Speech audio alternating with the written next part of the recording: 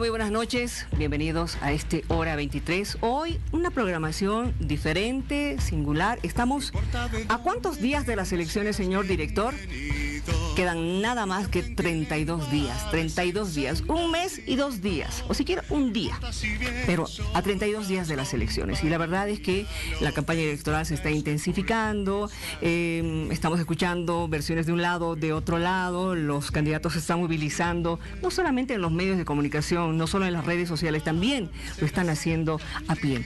Esta noche tenemos como invitados al binomio del movimiento al socialismo. Están con nosotros. Les voy a presentar don Luis Arce. ¿Cómo está? Muy buenas noches, bienvenido. Muy buenas noches, un saludo cordial a los televidentes. También está don David Choquehuanca, bienvenido. Buenas noches, un jalaya a todos nuestros hermanos y hermanas que nos están viendo y escuchando. ¿Cómo se sienten? ¿Cómo están? A ver, ánimos, fuerza, cansados. Don Luis. No, yo creo que con plenas condiciones físicas y mentales para estos 32 últimos días de recta final de las elecciones, confiados en que el pueblo boliviano va a saber elegir. ¿Y usted, don David? Mire, yo siento que nuevamente se está reavivando, sí, ¿no?, esa energía que se ha puesto en movimiento el 2003, 2004, 2005. Nuevamente en las comunidades, en los barrios, siento esa pasión con lo que nuestro pueblo empieza a movilizarse, ¿no? Y nos ve en las calles. No podemos pararnos en la calle un momento porque de pronto nos están pidiendo fotos, de pronto quieren nuestros celulares, ¿no? Y tenemos que caminar rápido y es complicado.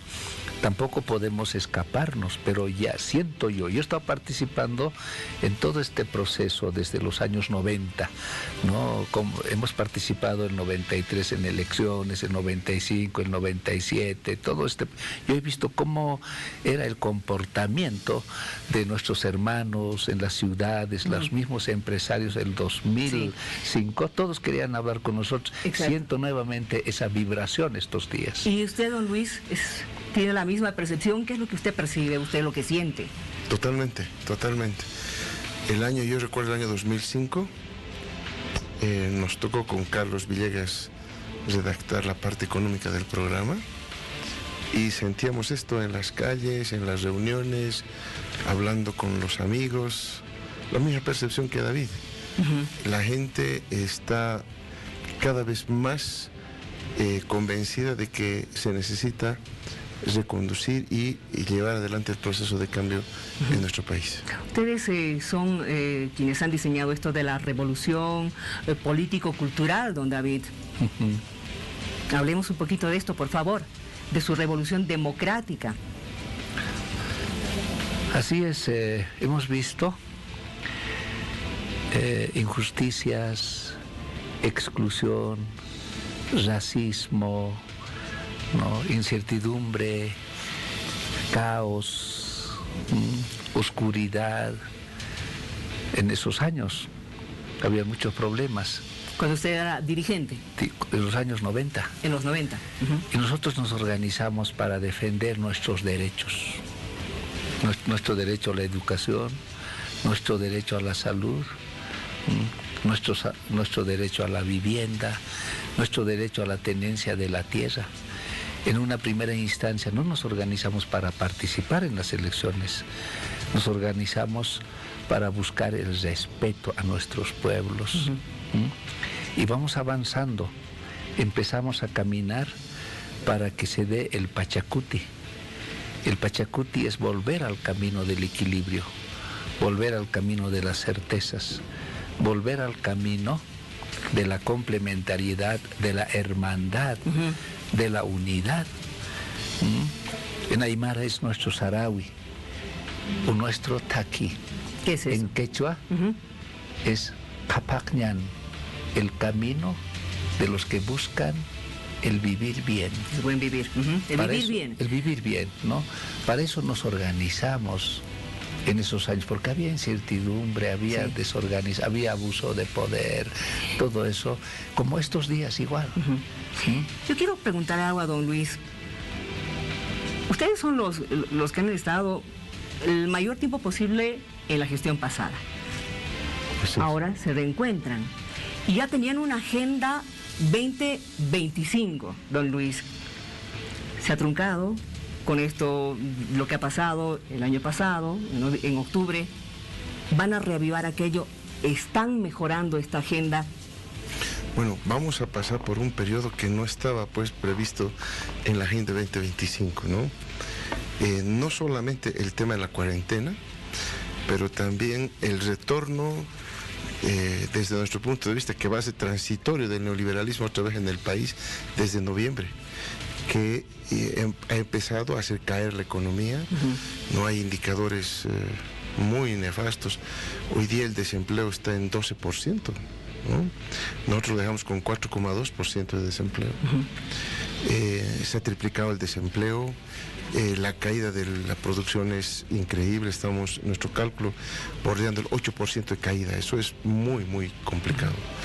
Entonces, tenemos un periodo en que, para alcanzar las metas que nos habíamos puesto en la Agenda 2025, primero vamos a tener que resolver este periodo, ¿no? Este periodo de caída. ¿Este periodo les retrasa en todos los planes? Por supuesto, todos los retrasos. Nunca habíamos previsto que retorne la pobreza, el desempleo, que se caiga el Producto Interno Bruto a los niveles que está ahora.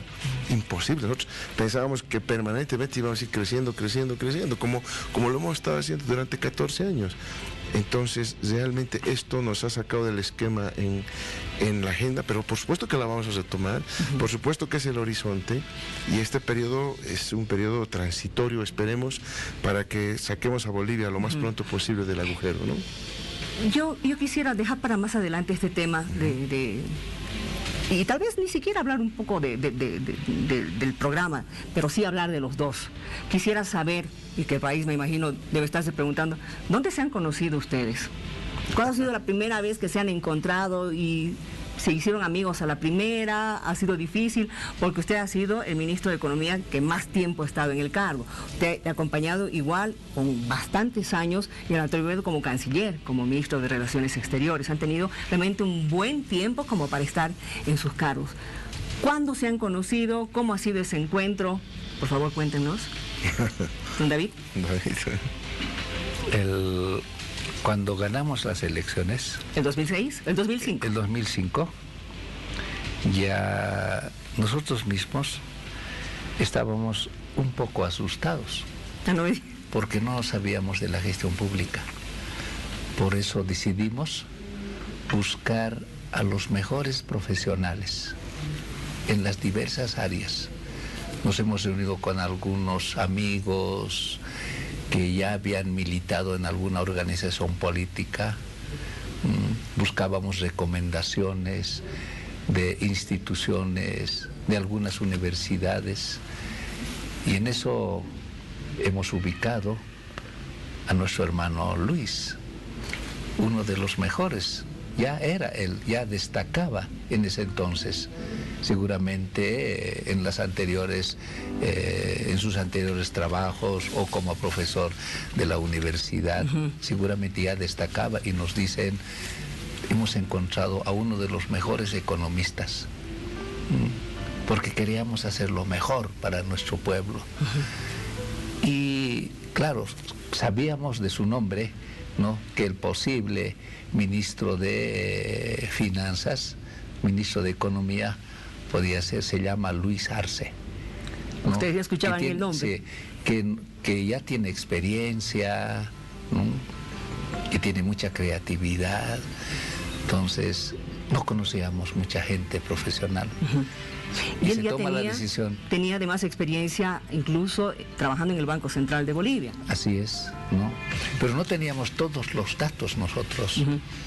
Y yo tenía ganas de conocer a los ministros, ¿no? Lo conocíamos al Carlos Villegas, porque mucho más antes a través de CETLA él nos apoyaba siempre, pero ya Carlos Villegas ya antes de que ganemos ya estaba trabajando con el hermano Luis, ya estaban apoyando siempre ellos, ¿no? Antes de que nosotros ganemos. Había muchos profesionales que estaban apoyando el cambio ya, ¿no? Entre ellos estaba el hermano Luis, pero no nos habíamos visto, ¿no? Con algunos nos hemos visto en algunas reuniones donde venían a darnos algún taller, ¿no? Sobre algunos temas específicos. Pero yo cuando llegó el día de la posesión, lo conocía al Hugo Salvatierra, a varios, al Villegas, al Félix Pazzi, conocía, pero a muchos de ellos, al Walker San Miguel no lo conocía, por ejemplo, no, a Luis tampoco, pero cuando nos hemos visto nos hemos saludado, y ese día no sabíamos cómo eran los protocolos establecidos, todo era desconocido para nosotros, ¿no? Ese día en realidad nos hemos visto, nos hemos saludado ya, y sabíamos que teníamos que trabajar juntos a partir de ese día. Qué interesante, porque uno puede pensar, ¿no?, que ustedes ya se conocían antes, que habían estado incluso dentro de la planificación, qué sé yo, hacer el programa de gobierno, pero usted, don Luis, ha sido una sorpresa porque, bueno, ha entrado en un modelo que lo ha diseñado, teniendo además una enseñanza de otro estilo, en una universidad británica, con su maestría, dando además clases hasta en Harvard y otras universidades de Estados Unidos, donde la tendencia es neoliberal. Totalmente. ¿Y qué pasó? No, para nada. Yo he sido y sigo siendo fiel a mis convicciones ideológicas que las he adquirido pues cuando tenía 13, 14 años. O sea, ¿no fue cuando empezó a estudiar economía? No. Yo era militante del Partido Socialista 1 y bueno, resistimos el golpe del 79, del 80, ¿no? Entonces yo fui militante del Partido Socialista 1. He candidateado y he participado en elecciones universitarias para dirigente universitario, en la carrera, en la FUL, en fin, hemos participado activamente en el campo político mientras estábamos en la universidad. O sea que esto de que hay que trabajar para beneficiar especialmente a los más humildes, a los más pobres, y construir una sociedad cada vez más justa, es pues lo que nosotros siempre hemos pensado. Entonces, cuando, como decía el hermano David, nosotros nos ofrecimos a apoyar al movimiento al socialismo, ¿no?, para que elaboremos la parte económica, que era donde nosotros nos sabíamos desenvolver. Y trabajamos con Carlos Villegas. A Carlos Villegas yo lo conocía también hace muchísimos años. Carlos Villegas fue primero tribunal de mi tesis de licenciatura en la universidad. Y cuando llegué yo de Inglaterra, él estaba de director del CIDES, de la maestría, donde yo vine a dar clases también. Entonces me lo volví a encontrar, y cuando me dijeron que tengo que trabajar la parte económica con Carlos Villegas, me preguntaron si lo conocía. Por supuesto que lo conozco a Carlos Villegas, y estuvimos muy contentos de trabajar, y básicamente entre los dos hemos trabajado, y conformando varios equipos evidentemente, el diseño de la parte económica de lo que hicimos en 14 años, ¿no? ¿Usted es del 63? 63. Don David es del 61. Así es. Ambos han vivido la época de la dictadura. Claro que sí. ¿Usted estaba ya en la ciudad cuando llegó Banzer, por ejemplo, cuando llegó toda la oleada de la dictadura al país? Yo llego a La Paz en plena transición. Agosto, yo vengo a La Paz, a La Paz el 79-80, a los primeros días de 80 yo vengo. No, 80-81 estoy en La Paz, en plena transición a la democracia. ¿No? Hemos vivido varios golpes, ¿no? Huelgas contra la Lidia, Gailer, todo eso hemos sido parte. Llego a La Paz, doy examen para entrar a la Normal Simón Bolívar. O sea, recién egresado de colegio. Quería. Yo salgo bachiller allá en el campo, y cuando salimos bachiller en el campo, son dos cosas: te vas a la ciudad o te casas y te quedas en el campo, ¿no? Nos vamos a la ciudad, buscamos oportunidades, nos vamos algunos al Brasil, otros a la Argentina, otros a Europa. Esa era la época, ¿no? No nos en la que uno quedamos, salía del país. no nos quedamos en el campo, porque en el campo ya, nosotros somos 7 hermanos, y ya pues la tierra ya no alcanza para que podamos nosotros seguir en el campo. Y cuando yo vengo a la ciudad, mi abuelo, yo recuerdo esto, mi abuelo me abraza, Calixto se llamaba mi abuelo, me abraza y me regala unos cuantos pesos. Y me dice: hijo, ¿te vas a ir a la ciudad? Sí, abuelo. Y me dice: ¿te vas a cuidar de los políticos? ¿Te vas a...? No, es lo siguiente. Me dice, ese mensaje, ¿no? ¿Te vas a cuidar de los políticos? Te vas a cuidar de los abogados. Ah, ya. Te vas a cuidar de los militares, pero nunca te metas a la política. Eso me dijo mi abuelo y me abrazó. Y usted le ha desobedecido al abuelo prácticamente. He desobedecido a mi papá, a mi abuelo, y a veces digo, debía hacerle caso a mi abuelo. ¿Por qué? A veces reflexión, reflexión, todos saben cómo es este mundo. No es necesario decirlo, cómo es este mundo. Y los políticos ahora tenemos la obligación de limpiar la política, porque si no, no nos va a ir bien. Por eso yo pienso a veces, ¿no? Y digo también, bien que estoy, porque estamos aprendiendo, todos los días se aprende, todos los días tienes desafíos, ¿no? Retos. Es terrible realmente, esa época que ustedes han vivido. Somos contemporáneos, quiero comentarles, más o menos estamos por ahí. Esa época ha sido muy dura. Muchos hombres y mujeres de entonces han optado justamente por el PS1, siguiendo a Marcelo, ¿no es cierto? Como usted mismo, don David, conocemos, usted también ayudando al movimiento campesino, por ejemplo, ha sido un dirigente bastante fuerte. Yo, cuando estaba en tercer medio, 78, 79, ya teníamos un profesor de filosofía. Él era militante del MUPS, Movimiento de Unidad Popular Socialista. Tenían un líder, Neptal Viris, ¿no?, que lo han ametrallado en la puerta del cementerio en el golpe de Natuchbuts, ¿ya? A este líder del MUPS lo han ametrallado en la puerta del cementerio, ¿no? Lo asesinaron. Entonces ese profesor, cuando nosotros estábamos en tercero medio, seguramente ha visto algún potencial, nos convoca a unos cuantos, porque ya éramos dirigentes del colegio, nos convoca a unos cuantos y nos mete a estudiar, ¿no?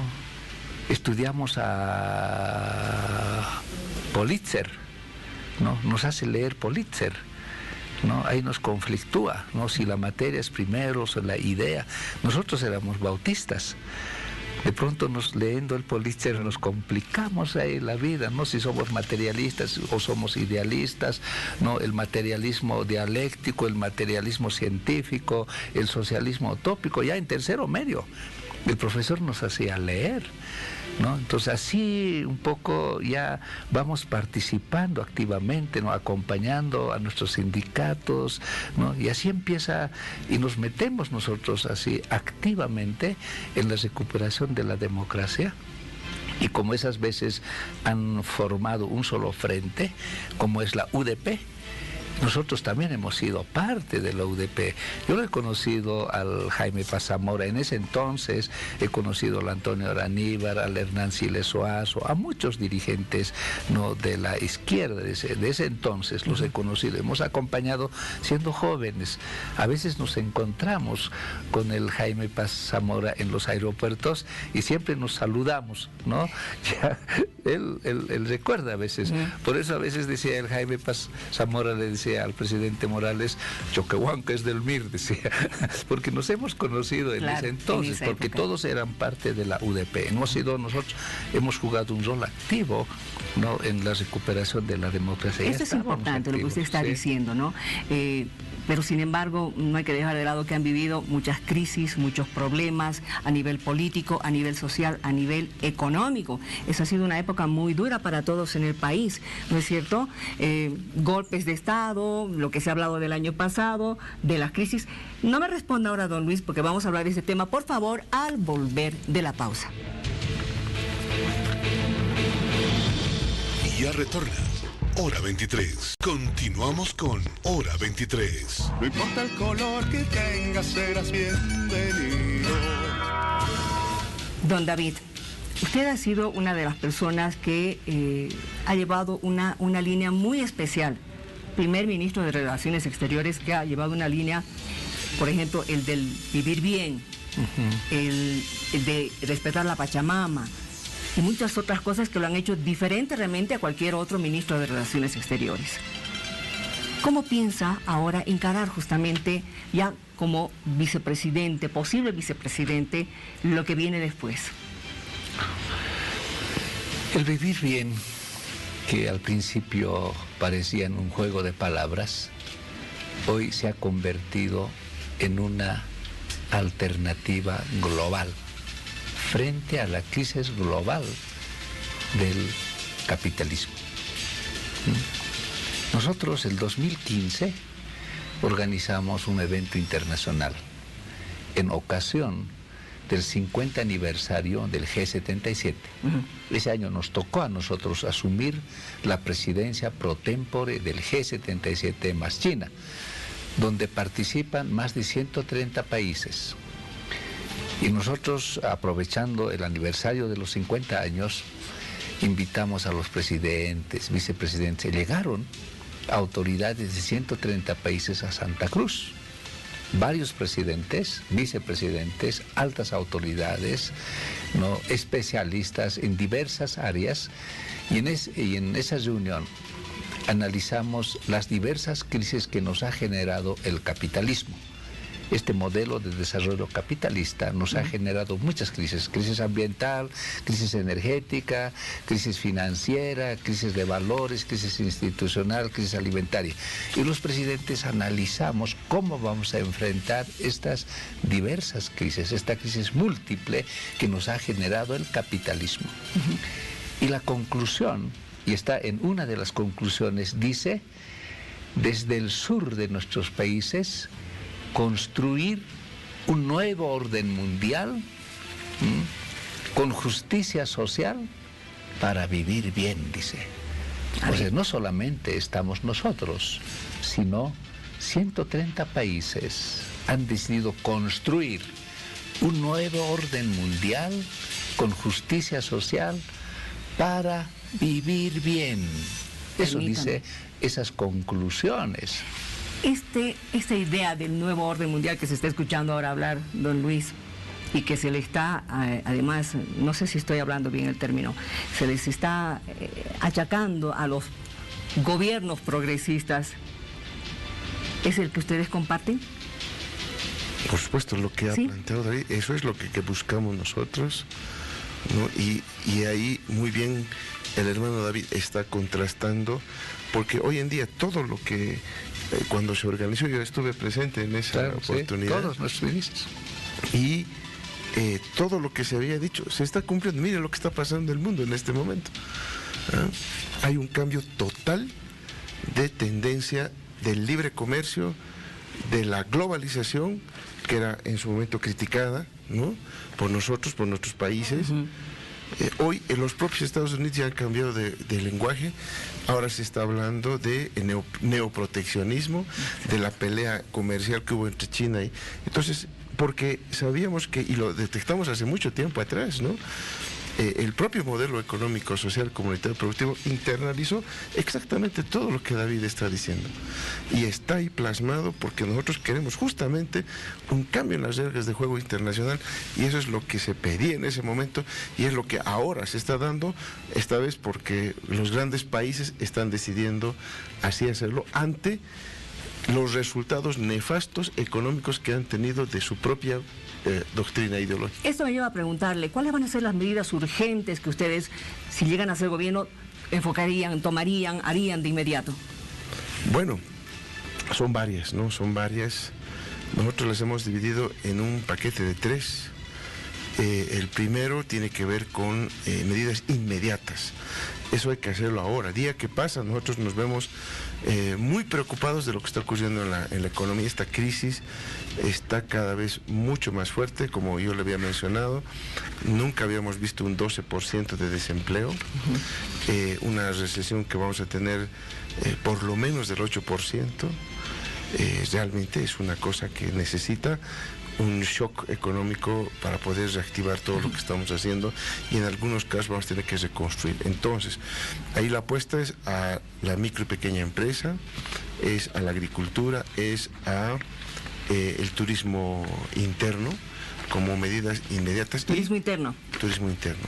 Pero sobre todo hay que velar por lo que siempre hemos conversado con David, el tema de garantizar la seguridad con soberanía alimentaria y la estabilidad de los precios, porque no vaya a ocurrir como está ocurriendo en Brasil, por ejemplo, que luego de la pandemia los precios empiezan a desestabilizarse. Nosotros no queremos eso, por eso hay que tomar medidas ya para que la pospandemia no genere una inestabilidad de precios, ¿no? Ahora, en medio de esto, cuando usted habla de agricultura, han abrogado ya la ley que justamente autorizaba la quema de tierras y además permitía esta ampliación de la frontera agrícola. Esto va a afectar, y me imagino, y en gran medida a quienes están justamente en empresas agrícolas, a la agrobiología y todo aquello, ¿no es cierto? Bueno, lo que va a obligar es a que sean más intensivos, vale decir... ¿Intensivos en qué sentido? En que en la misma tierra produzcan cada vez más, ¿no? Entonces, una política es extensiva cuando va uno abriendo más, y el otro es intensivo cuando en la misma hectárea, digamos, produce mayor cantidad con ayuda de tecnología y otras ayudas, ¿no? Entonces, yo pienso que por ahí va a ir la respuesta, y eso es un tema que hay que discutirlo, ¿no? No solamente es sacar un decreto por el momento político, ¿no? Ante la inacción de no haber hecho nada. El nuevo decreto. Claro, porque mire usted lo que ha pasado con nosotros cuando estábamos en gobierno, y el tema de la chiquitanía, ¿no? Era escandaloso todo el tiempo, todos los medios de comunicación, titulares todos los días, habían voluntarios bomberos que venían de La Paz, iban hasta Santa Cruz, en fin, todo una cruzada por la chiquitanía. Y ahora que por los mismos datos que da el gobierno es mayor el daño que el año pasado, no vemos esa movilización, no vemos ninguna acción por parte del gobierno actual. Entonces eso no cuadra, ¿no? Con relación a lo del agro, don David, yo no sé si ustedes han llegado a conversar sobre este tema, porque evidentemente va a tener que ser tema de discusión en algún momento, ¿no es cierto? El tema de los productos orgánicos y los productos alterados genéticamente. Mira, tenemos que mirar más allá de lo que nuestros ojos ven. Necesitamos salir de nuestro enclaustramiento. Miramos en pequeñito muchas veces. Nos han hecho creer que Bolivia es pequeñito, que somos inferiores en relación a los otros países, que somos un país atrasado. Nos han enclaustrado, ¿ya? Y nosotros mismos nos hemos autoenclaustrado. Holanda es un país que su territorio debe ser como el departamento de Oruro. Tiene 16 millones de habitantes y exportan alimentos. Exportan alimentos. Tenemos que aprender de ellos. Bielorrusia es un país que por hectárea producen 50 toneladas de papa por hectárea. ¿Papa genéticamente alterada? No, natural. ¿Papa orgánica? Sí, sin virus. Sin enfermedades. Y dice que ellos han llevado nuestra tecnología de nuestros ancestros. ¿Ah, sí? Sí. Ellos están dispuestos a transferir todo ese conocimiento. Nosotros producimos por hectárea, en algunos lugares 4 toneladas, en algunos lugares 6 toneladas. Hemos logrado con un INIAF producir hasta 8, 9, 10 hectáreas, no 10 toneladas por hectárea. Pero Bielorrusia produce 50 toneladas por hectárea. Necesitamos mirar estas experiencias, Porque uno de los problemas que vamos a encarar es el problema de los alimentos. La seguridad alimentaria. Dice que después de esta pandemia del COVID-19 se viene otra pandemia que se llama la pandemia del hambre. El Programa Mundial de Alimentación, ¿no?, ha compartido una información que dice, si nosotros no tomamos medidas a tiempo, en el mundo van a morir cada día 300.000 personas por la pandemia del hambre. Entonces, obligados a tomar medidas urgentes, pero saliendo de nuestro enclaustramiento. ¿Y quiénes tienen esta mirada, no? ¿Quiénes tienen esta mirada amplia, no? A los que no les hemos dado, y si es que les hemos dado oportunidades, ha sido en menor grado, son los jóvenes. Por eso, el próximo gobierno, hermano Luis, ¿no?, y hemos conversado, tiene que ser un gobierno de jóvenes. Tenemos que convocar a los número unos de nuestras universidades, independientemente de si línea política o no. Sí, independientemente. Bien. Sí. Ahora, a propósito del hambre, de lo que está mencionando don David, la presidenta del Senado ha aprobado hace poco, ha promulgado en todo caso la ley del bono contra el hambre y también la ley para censurar a determinados ministros. Y además ha demandado que se lo publique en la Gaceta. ¿Qué va a pasar ahora con esta pugna? Yo creo que más allá de la pugna hay que ver lo que se está buscando, ¿no? En el tema fundamental, para nosotros es fundamental lo que está pasando en el país con esto de la cuarentena que nos han obligado a estar más de 140 días encerrados, donde la mayor parte de la población trabaja y vive al día. Entonces la gente ha sufrido mucho porque no tenía cómo generar ingresos y tenía gastos todos los días. Entonces se ha endeudado, ha gastado sus ahorritos, ahora está en una situación sumamente apretada, ¿no? Y por eso nosotros propusimos, y no ahora, lo propusimos en abril. El 15 de abril nosotros sacamos el documento Primero la Vida. Ahí está el bono de 1.000 bolivianos. Ahí lo propusimos ya, el bono de 1.000 bolivianos y una serie de recomendaciones para que este gobierno pueda manejar mejor la pandemia. Por supuesto que no nos hicieron caso y cuando copiaron uno de nuestros productos, lo hicieron mal. Este es uno de ellos. ¿Por qué insistimos en esto? No por locos. No es que nosotros estemos haciendo proselitismo o como quiera entenderse. Lo que ha ocurrido durante todo este periodo de la pandemia y que ya se venía a venir desde noviembre del año pasado es una disminución drástica de la demanda interna, del consumo de los bolivianos, de la inversión de los bolivianos. Entonces, ¿no?, yo hablaba siempre con nuestros hermanos ahí que están trabajando la tierra, no vendían lo mismo de antes. El precio de la hoja de coca, cuando hablábamos con los hermanos cocaleros, se había desplomado. Entonces había realmente una crisis que ya había llegado hasta los últimos rincones del país. Y se necesita reactivar la demanda. Se necesita hacerlo.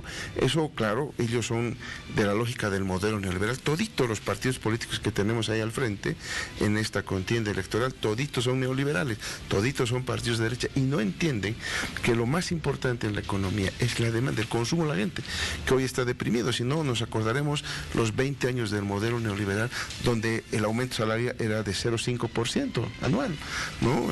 Los maestros marchaban 20 días y les daban 0,5% de incremento, ¿no? Entonces, no entendían que había que soltar, y eso hicimos desde el 2006.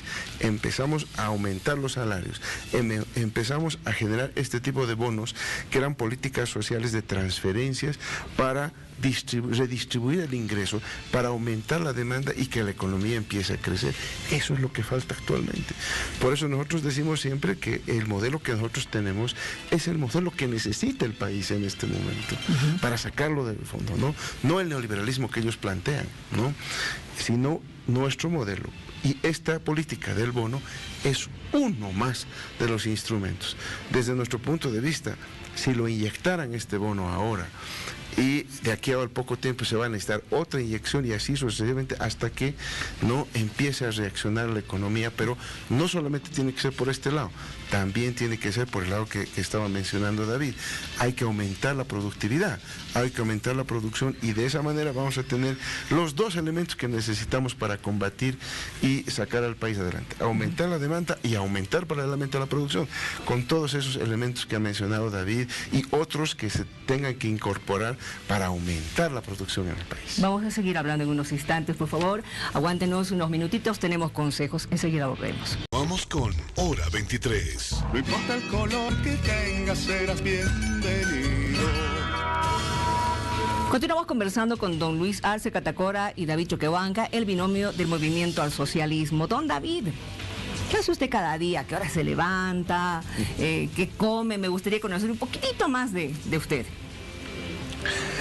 Yo normalmente me levanto a las 6 de la mañana. 6. Automáticamente me despierto. Uh-huh. ¿Cómo se despierta? ¿Con despertador o es ya natural? Automáticamente. Ah, ya. Sí, soy como las llamas. Porque las llamas, si tú vas al campo, sí, la misma llama pasa a las 7 en punto, todos los días. Ay, eso es llamativo. Es llamativo. Todos los días pasa. El 7 en punto, la misma llama pasa, no necesitas reloj. Haya luz o no. Haya luz o no. Ah, eso es súper importante. Todos los días pasa a la misma hora por el mismo lugar. No tiene reloj la llama, no necesita, nosotros dependemos de un reloj para saber qué hora es. Yo me despierto automáticamente a las 6 de la mañana, a veces 6:15, a veces también me despierto más temprano. Y troto. Ah. Tengo una caminadora y troto... ¿Cuánto tiempo? Troto 10 kilómetros en 50 minutos. Al mínimo troto 5 kilómetros. O sea, trato de trotar siempre 10 kilómetros en 50 minutos. Y en 30 minutos troto 5 kilómetros, ¿no? Cuando no hay mucho tiempo. ¿Y todos los días en la caminadora? Todos los días. Porque cuando no troto pienso que algo me falta. No, es que ya su cuerpo se ha acostumbrado. Ya me he acostumbrado, ¿no? Cuando no troto, sí, me dice, no sé, es como si algo me faltara. ¿Y a qué hora se acuesta? A veces a las 11 de la noche, a las 12 de la noche, a veces depende, a las 10 de la noche, sí. Duerme poco. ¿Y usted, don Luis? Bueno, también 11:30 es la hora en que ya el cuerpito empieza a pedir una almohada, ¿no? ¿Y a qué hora despierta? A las 6:30, 7, por ahí más o menos, automáticamente también uno se despierta. ¿Hace deporte? Bueno, últimamente no nos dejan, yo soy basquetbolista, Miriam. Ajá. No nos dejan Estamos hacer encontrando nuevas... en toda la cuarentena, así que a mis amigos también no los veo con los que juego básquet hace bastante tiempo. Ah, ya. ¿Le gusta la música? No, me encanta. ¿Qué tipo de música? Todo tipo de música. ¿Y a usted, don David? Igual. ¿Todo tipo de música? Me gusta cantar en karaoke. ¿En karaoke? Le voy a hacer cantar ahora. Escuchemos esto, por favor. Le voy a hacer cantar. Únete a la lucha, pueblo que escucha, únete a la lucha, pueblo unido, nunca vencido, pueblo unido, nunca vencido. Escuchen, por favor, volumen. Deje de luchar por un... Pueden cantar, por favor. Yo sé que esta es su canción favorita, así es que adelante, con toda confianza. No, ¿cómo no vamos a cantar Horacio Guaraní? Horacio Guaraní, exacto, es de nuestra época, ¿no? Así es. Horacio Guaraní. ¿Qué otras canciones les gusta? ¿Qué otras canciones bueno, dicen que a uno se le queda la música que suele escuchar en la época de la adolescencia. Horacio Guaraní es de esa época, de la época de las dictaduras. Un luchador también. ¿Qué otras canciones les gustan? Bueno, para el pueblo, lo que es del pueblo, de Piero, por supuesto, es una canción emblemática, ¿no? ¿Y a usted, don David? Hay una canción que tiene Horacio Guaraní. ¿Cuál? Doctor, yo solo soy un niño pobre. Ay, no, con esa... Es para llorar. Para llorar, realmente. Sí, doctor, yo soy un niño pobre. Si la tienen, sí, por favor. Es para llorar. Sí. Es para reflexionar a los médicos. Sí. En realidad, los médicos deberían de escuchar eso, sobre todo. Los médicos van a tener un trabajo muy duro si es que ustedes llegan a ser gobierno. En realidad todos. El que llegue a ser gobierno va a tener un trabajo bastante pesado con el sector salud. Pero seguiremos escuchando música, por favor. Me han comentado de que ustedes cantan a voz en cuello esta canción, el Luche Luche. Cuando viajamos juntos. ¿En serio? Sí, en el auto cantamos. ¿Sí? Pero bailan Cantamos también. zambas. Zambas. ¿Qué zambas les gusta? ¿Qué zambas? Ayer te he visto con otro, alegre te vi pasar, ganas tuve de gritarle. Engañera, ¿dónde Engañera, vas? ¿dónde vas? ¿Alguno de ustedes toca algún instrumento? Bueno, yo toco guitarra, Ah, guitarra, ahí es donde canturrean. ¿Y usted, don David? Una zampoña. Ah, sí, toca la zampoña. Sí. Ahí está. Ahí está. Sí. Eso es muy triste. Mi madre enferma no puede entenderme. Cuando usted Que usted estaba en la universidad, cobrar para curarla. con todos los problemas que ha habido, cortes, interrupciones, por eso es que decidió irse afuera, ¿o no? Bueno, en realidad mi salida ha sido posterior a alcanzar el título. Saqué el título, ingresé de contador, de economista en la UNSA y empecé a dar clases en la UNSA. Postulé a becas para irme a estudiar afuera y me salió, por suerte, yo digo, Inglaterra, porque había entre Estados Unidos e Inglaterra, y yo me decidí por Inglaterra y creo que no me equivoqué porque es una escuela muy buena. Así que aprendí bastante ahí, estudié muchísimo, por supuesto, pero me sirvió bastante también para luego poner aquí al servicio de los estudiantes, por una parte, y por supuesto, ¿no?, del país y de todo lo que nosotros queremos construir.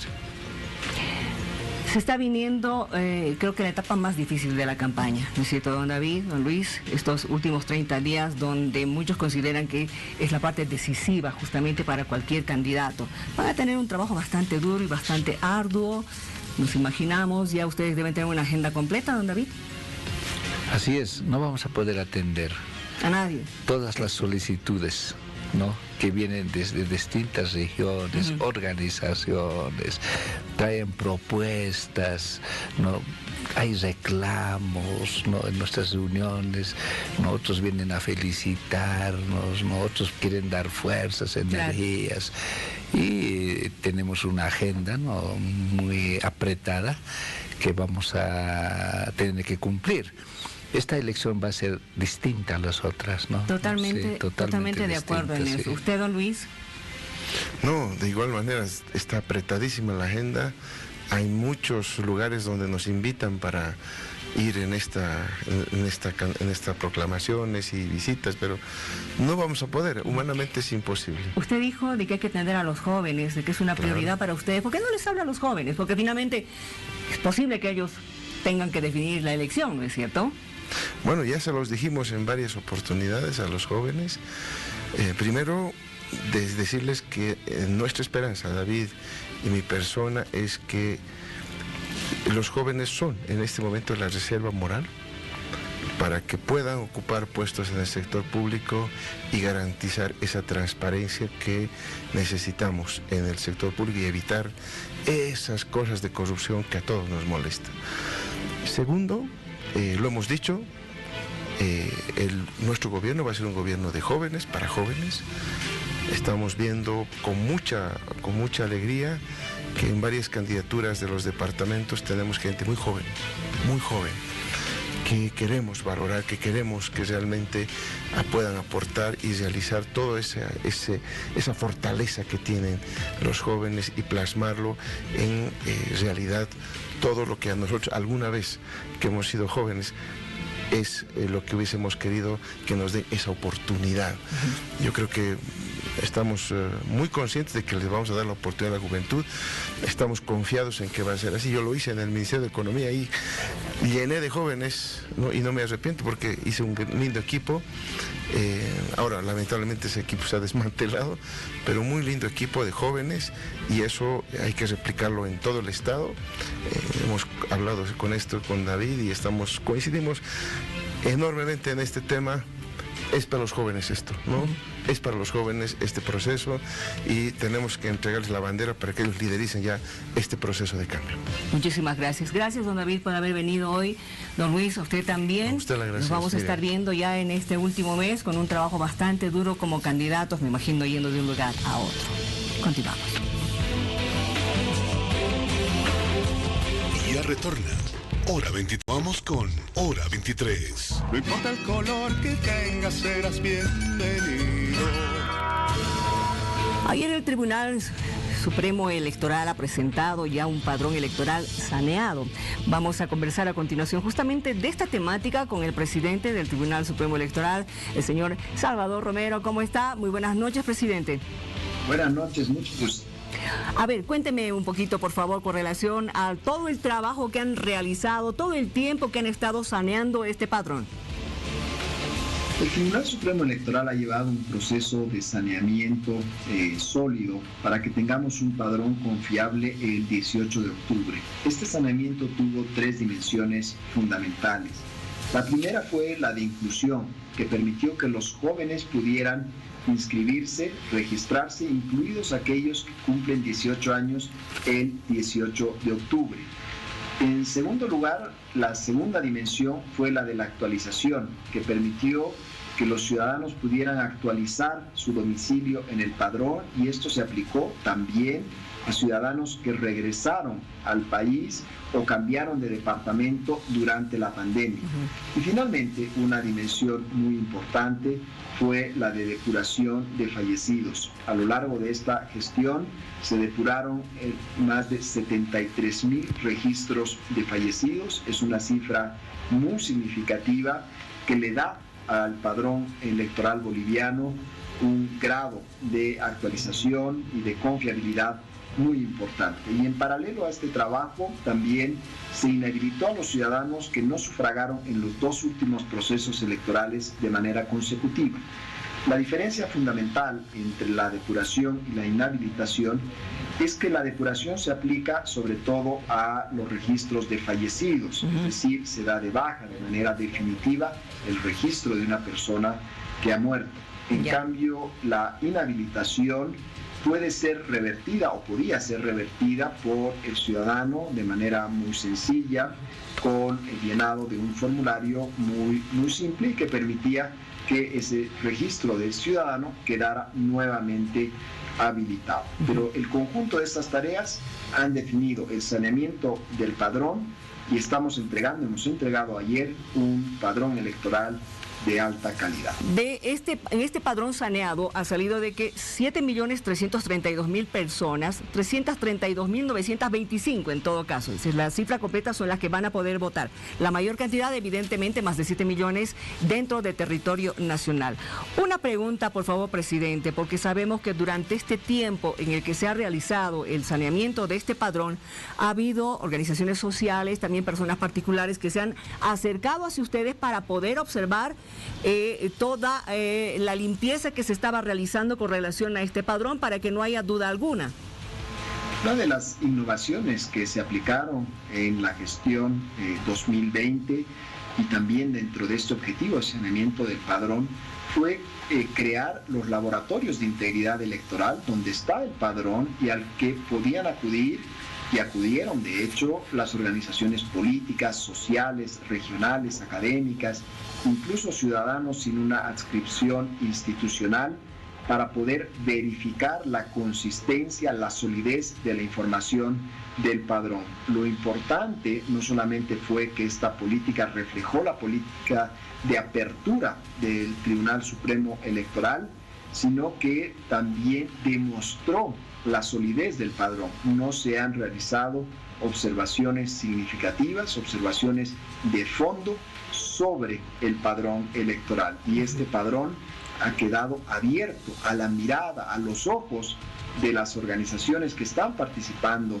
en este proceso electoral, pero también de las organizaciones de la sociedad civil. Esta ha sido una medida innovadora, importante, para el proceso electoral 2020. Y para generar confianza en la población, ¿no es cierto? Para que no digan que este padrón está contaminado. Un detalle importante, porque este año evidentemente estamos confrontando el problema del COVID y este COVID se ha llevado a muchos ciudadanos bolivianos.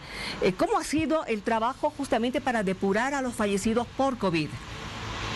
En esta oportunidad, el Tribunal Supremo Electoral no solamente cruzó la base de datos del registro civil con la del padrón electoral, sino que acudimos a otras fuentes adicionales para asegurar que íbamos a depurar a los fallecidos. Acudimos a los sedes, fuimos al Senacir, solicitamos listas de los cementerios generales.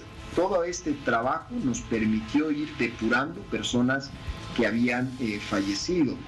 Y además hay que recordar que tuvimos una medida que estuvo vigente durante meses, en realidad hasta la semana pasada, por la cual las personas podían ingresar al padrón electoral, verificar si algún familiar suyo fallecido continuaba como habilitado, Sí. y en ese caso reportarlo al Tribunal Supremo Electoral, por supuesto adjuntando una prueba sencilla pero convincente, y procedido y hecho el análisis, si correspondía, se daba de baja también el registro de esa persona.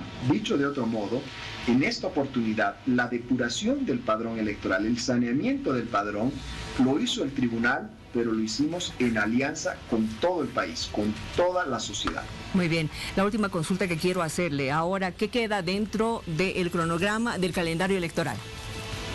Hay actividades muy importantes y el 18 de septiembre es ciertamente una de las fechas más importantes del proceso electoral. Ese día, por un lado, las organizaciones políticas inician el trabajo o la difusión de su propaganda en medios masivos de comunicación, y por otro lado, el Tribunal Supremo Electoral realiza el sorteo, junto con los tribunales departamentales, el sorteo de los jurados electorales. Esta vez, de manera excepcional, el sorteo se hará entre personas que tienen de 18 hasta 50 años exclusivamente. Esta es una de las medidas para precautelar la salud del conjunto de la población. Muy bien. Estamos seguros de que la respuesta de los ciudadanos que salgan sorteados como jurados va a ser positiva. Hay que recordar que los jurados electorales cumplen una labor fundamental en la elección boliviana. Primero, que reciben el voto de sus vecinos, de barrio, de localidad, de comunidad. Luego son quienes cuentan esos votos, por lo tanto son el primer pilar de la transparencia, de la limpieza del proceso electoral, y luego llenan el documento fundamental de la elección boliviana, que es el acta, donde se consignan los resultados de las distintas candidaturas. Por lo tanto, la labor de jurado electoral, que es una labor obligatoria, es sobre todo una labor fundamental para asegurar el éxito, la limpieza y la transparencia de la elección general 2020. Y de mucha responsabilidad. Gracias, presidente. Lo vamos a estar molestando en otra ocasión. Muy buenas tardes o muy buenas noches. Buenas noches, mucho gusto. Que le vaya muy bien. Nada más por ahora. Gracias por haber estado con nosotros. Buenas noches.